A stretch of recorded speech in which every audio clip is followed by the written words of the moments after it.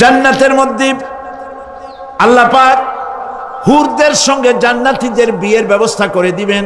কোরআনে কারিমে আল্লাহ পাক বলেন, মুত্তাকিইনা আলা সুরুরিন মাসফুফাতিন ওয়া যাওয়াজনাহুম বিহুরিন ঈন। সামনাসামনি ভাবে সাজানো সারি সারি আসন সমূহের উপর তারা ঠেস লাগায় বসে থাকবে, আর আল্লাহ রাব্বুল আলামিন হুরদের সাথে জান্নাতীদের বিয়ের ব্যবস্থা করে দিবেন। যেসব হুরের সঙ্গে বিয়ে হবে তাদের আল্লাহ পাক বিবরণ দিচ্ছেন কি রকম হবে তারা। লাম ইয়াতমিসহুন্না ইনসু ওয়ালা জান, এর পূর্বে জিন এবং ইনসান এদেরকে কেউ স্পর্শ করে নাই। কি রকম তারা? কাআন্নাহুন্নাল ইয়াকুতু ওয়াল মারজান, যেমন ঝিনুকের ভিতরে মণিমুক্তা থাকে এইভাবে আল্লাহ পাক তাদেরকে পবিত্র করে রেখে দিয়েছেন। আমার প্রিয় ভাইরা, আল্লাহ রাব্বুল আলামিন কোরআনে কারীমের ভিতরে বলেছেন, ফাবিআইয়ি আলা'i রাব্বিকুমা তুকাযযিবান। জান্নাত দান করে আল্লাহ পাক এবার জান্নাতীদেরকে সম্বোধন করে বলবেন, ইয়া ইবাদি লা খাউফুন আলাইকুমুল ইয়াওমা ওয়ালা আনতুম তাহজানুন। হে আমার বান্দারা, লা খাউফুন আলাইকুমুল ইয়াওম, আজ আর কোনো ভয় নাই। সুবহানাল্লাহ, সুবহানাল্লাহ। আজ আর কোনো ভয় নাই, কোনো চিন্তাও নাই, আরামে এই জান্নাতের মধ্যে বসবাস করো।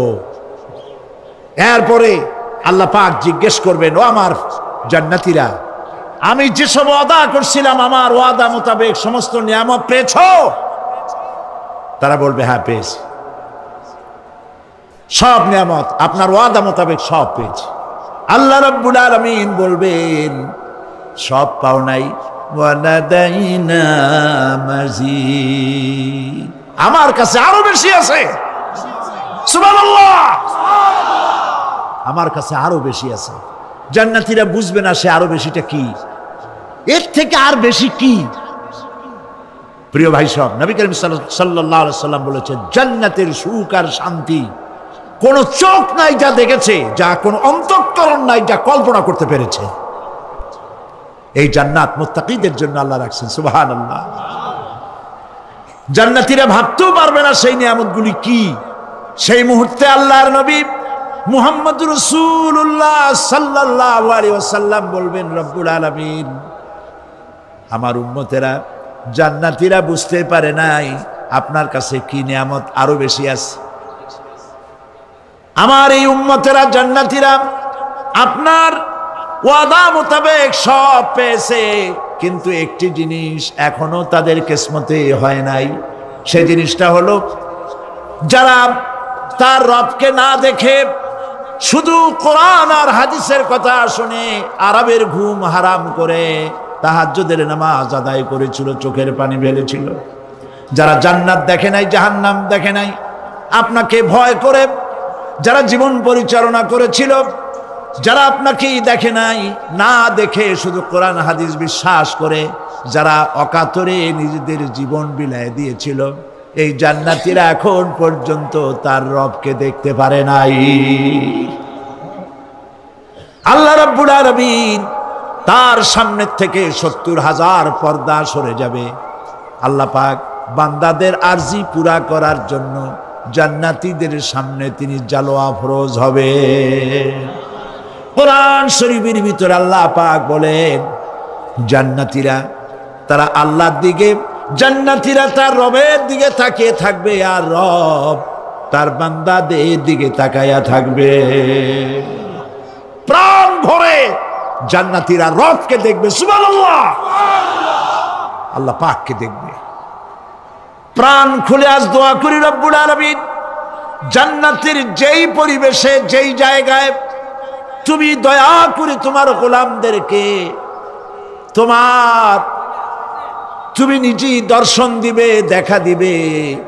মনিব গো, ও আমাদের রব, আজ এই বিশাল জনসমুদ্র নিয়ে তোমার দরবারে আবেগ ভরা কণ্ঠে বলি, যেই অনুষ্ঠানটি তুমি এমন মুবারক অনুষ্ঠান করবে যেখানে তুমি জান্নাতীদেরকে দেখা দিবে, ওই জান্নাতের কোনো একটি ওই অনুষ্ঠানের কোনো একটি কোনায় কানায় আমাদেরকেও দাঁড় করাইয়া দেখার তৌফিক। আল্লাহ রাব্বুল আলামিন মানুষের সামনে এত সব নিয়ামত রেখেছেন, এই জান্নাত দান করবেন। এরপরে আল্লাহ রাব্বুল আলামিন কোরআনে কারীমের মধ্যে বলেছেন, রব্বিস সামাওয়াতি ওয়াল আরদি ওয়া মা বাইনাহুমার রাহমানি লা ইয়ামলিকুনা মিনহু খিতাবা। এসব পুরস্কার রয়েছে তোমাদের সেই রবের পক্ষ থেকে যিনি আকাশ আর জমিনের মালিক। সুবহানাল্লাহ বলবেন না? যার সামনে কথা বলার ক্ষমতা কারো হবে না। এটি একটি মারাত্মক কথা। কিয়ামতের দিন আল্লাহর দরবারে কেউ কথা বলতে পারবে না আল্লাহর নির্দেশ ছাড়া। একটি আকীদা পরিষ্কার করে নিয়ে যান আপনাদের। সে আকীদাটা এভাবে পরিষ্কার করুন, কোন পীর সাহেব, কোন খাজা বাবা, কোন মাওলানা, কোন মুহাদ্দিস, কোন বুজুর্গ আপনাকে সুপারিশ করতে পারবে না যদি না আল্লাহ পাক তাকে কথা বলার তৌফিক না দেন।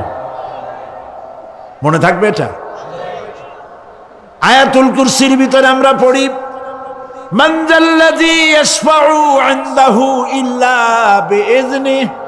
আল্লাহ পাক বলেছেন কিয়ামতের দিন আল্লাহর দরবারে কার সাহস আছে কথা বলতে পারে? মান যাল্লাযী ইয়াশফাউ ইনদাহু ইল্লা বিইজনিহি। আল্লাহর অর্ডার ছাড়া, হুকুম ছাড়া আল্লাহর সামনে কথা বলার সেদিন কেউ থাকবে না। সুবহানাল্লাহ। কেউ কথা বলতে পারবে না।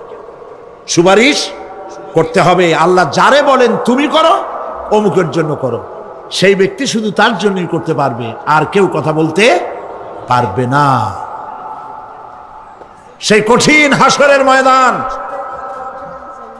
যেদিন শুধুমাত্র আল্লাহ পাক কথা বলবেন, আর যারে বলতে বলবেন সেই কেবলমাত্র বলতে পারবে। সুপারিশ এটি আল্লাহ পাক কিয়ামতে পারমিশন দিলে বলা যাবে। হযরত ইব্রাহিম আলাইহিস সালাম কিয়ামতের দিন তার নিজের পিতা সম্পর্কে সুপারিশ করবেন, রব্বুল আলামিন আমার আব্বার জন্য সুপারিশ করতেছি, মেহেরবানি করে জাহান্নাম থেকে তারে আপনি রক্ষা করুন। আল্লাহ রব্বুল আলামিন বলবেন, ইব্রাহিম তোমার সুপারিশ মঞ্জুর হবে না। প্রিয় ভাই সব একটু মাথা খাটান, চিন্তা করেন। উলুল আযম পয়গম্বর, জাতির পিতা। কে জাতির পিতা? চিল্লায় বলুন, কলিজা সাফ করে ফেলুন। মুসলমানদের জাতির পিতা হাফিজ আমি কেউ হতে পারে না।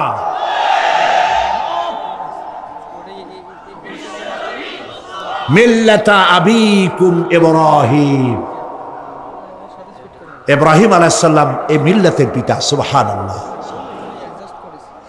হযরত ইব্রাহিম আলাইহিস সালাম কিয়ামতের দিন বলবেন, আল্লাহ আমার আব্বার জন্য সুপারিশ করছি। আল্লাহ পাক বলবেন মঞ্জুর হবে না। আজর তোমার পিতা হতে পারে, কিন্তু আমার খলিলকে আগুনে ফেলার জন্য নমরুদকে সে সহযোগিতা করেছে, আমি তোমার পিতাকে ক্ষমা করব না। নবী করিম সাল্লাল্লাহু আলাইহি সাল্লামকে সাহাবায়ে কেরাম জিজ্ঞেস করেছেন, হে রাসূল আপনার আব্বা এবং আম্মার অবস্থা কি হবে? নবী করিম সাল্লাল্লাহু আলাইহি সাল্লাম কেঁদে ফেলেছেন, সব বলেছেন আমি তাদের কোনো উপকারে আসব না। আল্লাহু আকবার। আপনি মনে করছেন নাকি যে ইয়া নবী সালাম আলাইকা বলি অমনি নবী সুপারিশ পাবেন? এত সহজ। কতগুলা রসগোল্লা খাইলেন আর বড় একটা মিছিল করলেন আর অমনি চলে যাবেন? পৃথিবীর সব মানুষ, সাহাবায়ে কেরাম বাদ দেন, পৃথিবীর সমস্ত মানুষ একত্রিত হয়ে আবু তালেব রাসূলুল্লাহকে যে ভালোবেসেছেন, ওর 1000 ভাগের 1 ভাগও সারা দুনিয়ার মানুষ রাসূলুল্লাহকেই ভালোবাসতে পারবে? পারবে? নিজের ছেলে আলীকে, আলী রাদিয়াল্লাহু তাআলা আনহুকে আলাদায় বিছানায় শোয়াইয়া, ছোট্ট মানুষ হযরত আলী আলাদা জায়গায় রাখিয়া মুহাম্মদুর রাসূলুল্লাহ সাল্লাল্লাহু আলাইহি ওয়াসাল্লাম এতিম মানুষ তারে কলিজার সাথে বুকের মধ্যে আশ্রয় করে দিয়ে আগলে রেখেছেন বুক ভরে। সেই আবু তালেব মৃত্যুর সময় নবী করিম সাল্লাল্লাহু আলাইহি ওয়াসাল্লাম বলেছিলেন, চাচা একটি বার আমার কানে তাওহীদের কালেমা শোনায় দেন। আবু তালেব তার কিসমতে ছিল না কালেমা। মরে যাওয়ার পর একজন সাহাবী বলেছিলেন, ইয়া রাসূলুল্লাহ, মৃত্যুর সময় আবু তালেবের মুখ আমি নড়তে দেখেছি, তিনি কালেমা পড়েছেন সম্ভবত। রাসূলুল্লাহ সাহেব বলেছেন, আমি শুনি নাই। এত ভালোবাসার পরেও হাদিস শরীফে এসেছে আবু তালেব জাহান্নামে যাবে। কোথায় যাবে? জাহান্নামে। সবচাইতে কম আযাব হবে কার? আবু তালেবের। কম আযাবটা কি? হাদিস শরীফে এসেছে কম আযাব হলো জাহান্নামের আগুন দিয়ে এক জোড়া জুতা তৈরি করে আবু তালেবের পায়ে পরিয়ে দেওয়া হবে। সেই জাহান্নামের আগুনের তৈরি করা জুতার তাপে আবু তালেবের মাথার ঘিলুগুলো টকবক করে বউ পড়তে লাগবে। এত ভালোবেসে যদি কিয়ামতে উপায় না হয়, আপনি ইয়া নবী সালাম আলাইকা, ইয়া রাসূল সালাম আলাইকা, আর কতগুলো জিলাপি খাইলেন, বড় একটা মিছিল করলেন। প্রিয় ভাই সব, এইসব বেদাত ছাড়ুন, এগুলি সুস্পষ্ট বিদআত। রাসূলুল্লাহকে ভালোবাসবেন, সাহাবীরা যেভাবে ভালোবেসেছেন ওইভাবে ভালোবাসবেন। আল্লাহ রাব্বুল আলামিন বলেন, যালিকাল ইয়াউমুল হক ফামান শাআ আত্তাখাযা ইলা রাব্বিহি মাআবা। এই দিনটি অবশ্যই আসবে, সেদিনটি নিশ্চিতভাবে আসবে। আর এখন যার ইচ্ছা সে তার রবের দিকে অগ্রসর হোক। ইন্না আনজারনাকুম আযাবান করিবান ইয়াওমা ইয়ানজুরুল মার'উ মা কদ্দামাত ইয়াদাহু ওয়া ইয়াকুলুল কাফিরু ইয়া লাইতানি কুনতু তুরাবা। ইন্না আনজারনাকুম আযাবান করিবা, খুব নিকটবর্তী একটি আযাব সম্পর্কে আমি তোমাদেরকে সতর্ক করে দিলাম। কে বলতেছেন? আল্লাহ পাক। লক্ষ্য করুন আল্লাহ কি বলছেন, খুব নিকটবর্তী একটি কঠিন শাস্তি, আযাব অর্থাৎ কিয়ামত, এ সম্পর্কে আমি তোমাদেরকে সতর্ক করে দিলাম। ইয়াউমা ইয়ানজুরুল মার'উ মা কদ্দামাত ইয়াদাহ, সেদিন প্রত্যেকটি লোক যা সে পাঠিয়ে দিয়েছিল এখানে, অর্থাৎ যা করেছিল সেগুলি সে দেখতে পাবে। আর তখন ওয়ায়াকুলুল কাফিরু ইয়া লাইতানি কুনতু তুরাবা। সেই কিয়ামতের ময়দানে অবস্থা দেখে কাফেররা বলবে, আহারে মানুষ না হইয়া যদি মাটি হইয়া যেতাম, যদি মাটি হতাম, যদি মানুষ না হয়ে না জন্মতাম, আজ এই হাসরের ময়দানে এইখানে এই বিচারের মুখোমুখি হতাম না, মাটি হইলে বরং অনেক ভালো হতো। এই পৃথিবীতে আমরা এসেছি, চলে যাব, যাওয়ার আগে এই কোরআন একটি বিশাল জনগোষ্ঠী এমন বানাতে চেয়েছে যে জনগোষ্ঠী এই কোরআন দিয়ে একটি বিশাল সমাজ গড়বে, রাষ্ট্র গড়বে, এমন রাষ্ট্র গড়বে যেই রাষ্ট্রে দুঃখ থাকবে না, অশান্তি থাকবে না, যেখানে সুখ থাকবে, সমৃদ্ধি থাকবে, আর কিয়ামতের দিন আল্লাহর জান্নাতে তারা চলে যাবে। তেমন একটি সমাজকে আমরা চাই। সবাই বলেন, সেরকম একটি সমাজকে আমরা চাই। প্রিয় ভাই সব, কিয়ামতের দিন আমরা যেতে চাই জান্নাতে। কোথায় যেতে চাই বলেন? জোরে বলেন। এই জান্নাতে যাওয়ার জন্য দুইটা কাজ করতে হবে। কয়টা কাজ? আল্লাহ রাব্বুল আলামিন বলেন, ফামান কানা ইয়ারজু লিকাআ রাব্বিহি ফালইআমাল আমালান সালিহান ওয়া লা ইউশরিক বিইবাদাতি রাব্বিহি আহাদা। আল্লাহ পাক বলেন, যে বা যারা আমার সঙ্গে দেখা করতে চায় কিয়ামতে, দুইটা কাজ করা লাগবে। বলেন কয়টা কাজ? একটা হলো নেক আমল। কি আমল বলেন? নেক আমল। নেক আমল কারে বলে? নেক আমল করতে হলে আবার দুইটা শর্ত লাগে। এক নম্বরে কাজটা করতে হবে আল্লাহরে খুশি করার জন্যে। কারে খুশি করার জন্য? একটা মাদ্রাসা বানাইছি যাতে লোকেরা বলে যে বড় একটা মাদ্রাসা বানাইছে, এই জন্য মাদ্রাসা বানাবেন,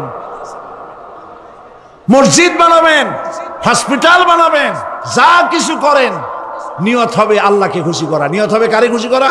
আল্লাহ পাককে খুশি করা। এই হলো নেক আমলের প্রথম শর্ত। কাজ হবে আল্লাহকে খুশি করার জন্য। দুই নম্বরে কাজটি হতে হবে সুন্নতে নববী সাল্লাল্লাহু আলাইহি ওয়াসাল্লামের উপরে। মনে থাকবে, দাড়ি রাখবো। কেন রাখবো? রাসূলের সুন্নাত। রাখবো কারে খুশি করার জন্য? আল্লাহকে খুশি করার জন্য। রাখবো কার মতো? রবীন্দ্রনাথের মতো, কার্ল মার্কসের মতো, কবির মতো নয়। রাখতে হবে কার মতো? নবীর মতো। বুঝে নেন, কাজটা হতে হবে আল্লাহকে খুশি করার জন্য। দুই নম্বরে কাজটা হতে হবে সুন্নতে নববী সাল্লাল্লাহু আলাইহি ওয়াসাল্লামের উপরে হতে হবে। তাহলে এই হলো এক নম্বর। জান্নাতে যাওয়ার জন্য, আল্লাহর সাথে দেখা করার জন্য এক নম্বরের কাজ হলো নেক আমল। বলেন এক নম্বরের কাজ কি? দুই নম্বরের কাজ ওয়ালা ইউশরিক বিইবাদাতি রাব্বিহি আহাদা। আল্লাহ রাব্বুল আলামিনের ইবাদতের সাথে কাউকে শরীক স্থাপন করা যাবে না। আমরা যারা মুসলমান, অধিকাংশ মুসলমান শিরকের ভিতরে মুবতালা হয়ে আছে। বিশ্বাস করেন কিনা বলেন? কাফেরেরা তো মুশরিক আছেই, ওরা তো মুশরিক আছেই, কিন্তু আমরা মুসলমানেরা আমাদের আমলের মধ্যে আমাদের অজান্তে সওয়াবের নিয়তে অনেক শিরক আমরা করে বসি। নাউজুবিল্লাহ। বলেন নাউজুবিল্লাহ। এই জন্য আমি বারবার সতর্ক করি, নিজেকেও করি, আপনাদেরকেও করি। এই কারণে করি, শিরকের গুনাহ আল্লাহ মাফ করবেন না। ইন্না শিরকা লাযুলমুন আযীম। শিরক মস্ত বড় অপরাধ, জুলম, আল্লাহ মাফ করবেন না। আল্লাহর কাছে কান্দে কান্দে মাফ চাওয়া লাগবে যে আল্লাহ শিরক থেকে আমাকে রক্ষা করো, বাঁচাও। অনেক গোপন শিরক আছে।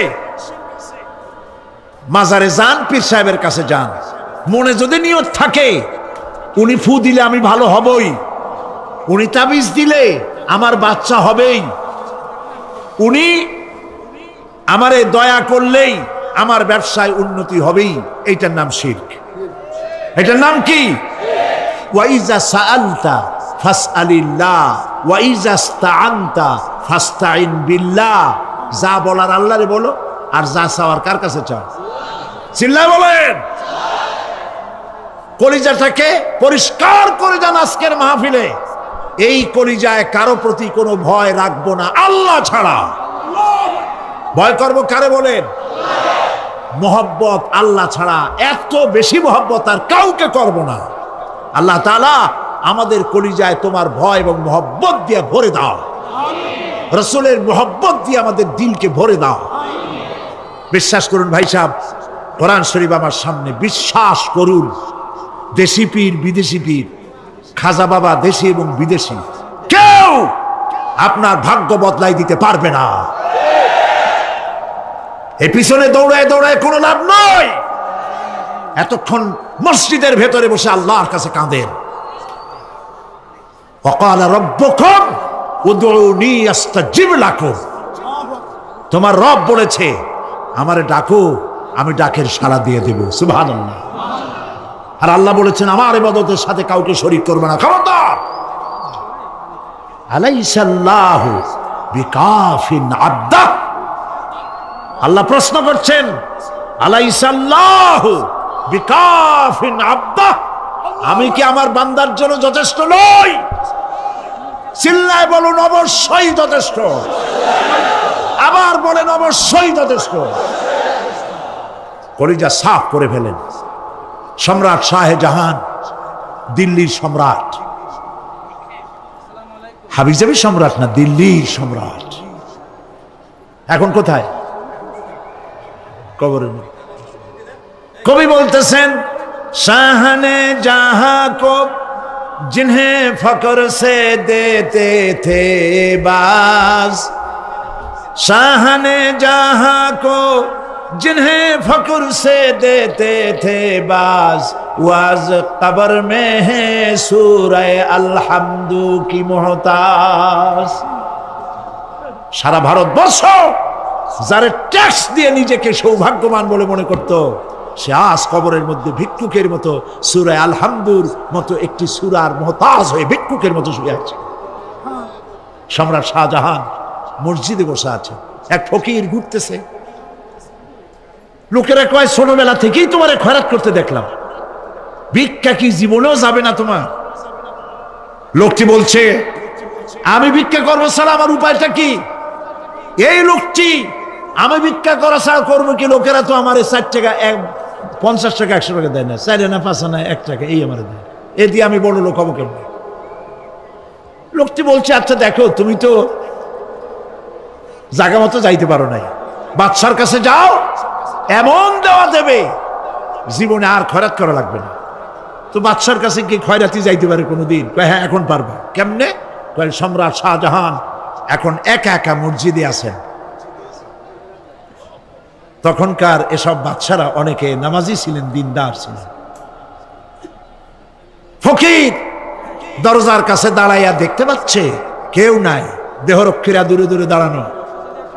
বাদশাহ মসজিদের ভেতরে বসে হাত তুলে ঝুলতেছে আর কাঁদতেছে, চোখের পানি দিয়া দাঁড়িয়ে ভিজে ভিজে পড়ছে। এই দৃশ্য অনেকক্ষণ দেখলো ফকির।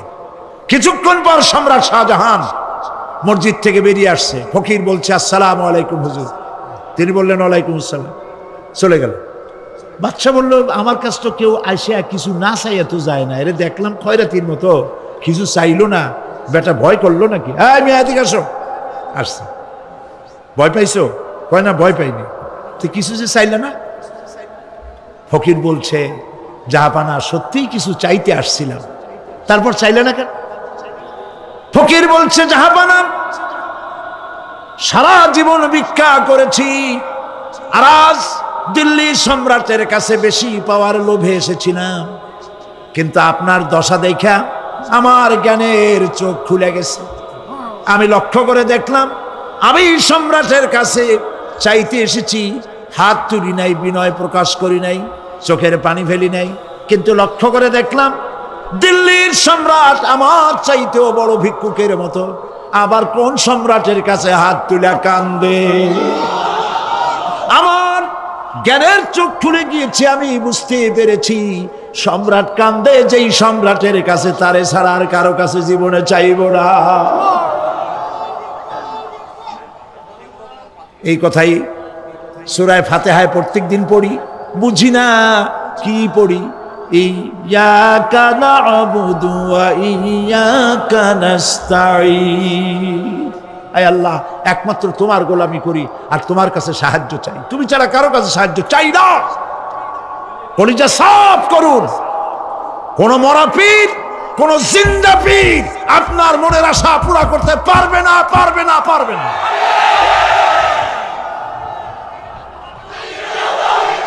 আর আজ থেকে কোন মাজারে টাকা দিবেন না, পয়সা দিবেন না, আগরবাতি দিবেন না, মোমবাতি দিবেন না, গোলাপ পানি দিবেন না। কারা কারা দিবেন না হাত উঁচু করে দেখা।